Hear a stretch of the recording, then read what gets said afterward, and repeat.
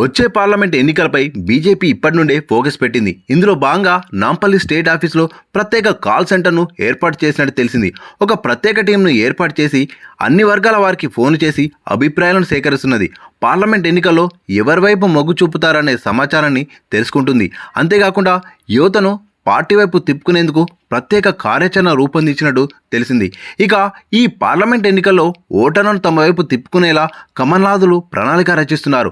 ముందుగా public pulse తెలుసుకునేందుకు ప్రయత్నాలు చేస్తున్నారు. ప్రజలకు ఏ పార్టీ మంచి చేసింది, కేంద్రంలో బీజేపీ పాలన ఎలా ఉంది, కేంద్రంలో కాషాయ పార్టీ అధికారంలోకి వచ్చిన తర్వాత ప్రజలకు జరిగిన లబ్ధి, పథకాల వివరాలను ప్రజలకు ఫోన్ చేసి అడిగి తెలుసుకుంటున్నట్టు సమాచారం.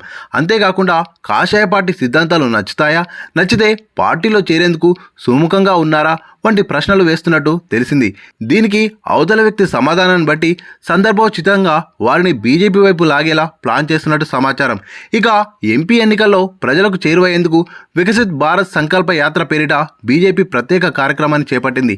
ఈ నెల 16న ప్రారంభమైన ఈ ప్రోగ్రాం జనవరి 26వ తేదీ వరకు కొనసాగనున్నది. ఈ యాక్టివిటీకి తోడు గ్రౌండ్లో పబ్లిక్ మూడ్ ఎలా ఉందో తెలుసుకునే ప్రయత్నం చేస్తున్నది. పార్లమెంట్ పరిధిల వారీగా డేటాను రెడీ చేస్తున్నది. పార్లమెంట్ ఎన్నికలకు స్థానికంగా ఉన్న నేతలు ఎంత మేరకు పనిచేస్తున్నారో అనే అంశాన్ని సైతం పార్టీ పరిశీలిస్తున్నది. అయితే పార్లమెంట్ ఎన్నికల నేపథ్యంలో పలువురు విస్తారకులను మార్చనున్నట్టు తెలిసింది. సోమవారం బీజేపీ రాష్ట్ర ఇన్ఛార్జ్ సునీల్ బన్సల్ నాంపల్లి పార్టీ కార్యాలయంలో విస్తారకులతో భేటీ అయ్యారు. పార్లమెంట్ ఎన్నికలపై దిశానిర్దేశం చేశారు.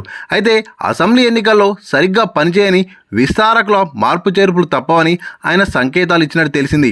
ఈ నెల 28న మరోసారి విస్తారకులతో సమావేశం నిర్వహిస్తున్నట్టు సమాచారం. కాగా పార్లమెంట్ నియోజకవర్గాల్లో పర్యటించేందుకు విస్తారకులకు బైక్లు ఇచ్చేందుకు బీజేపీ సిద్ధమవుతున్నట్టు తెలిసింది.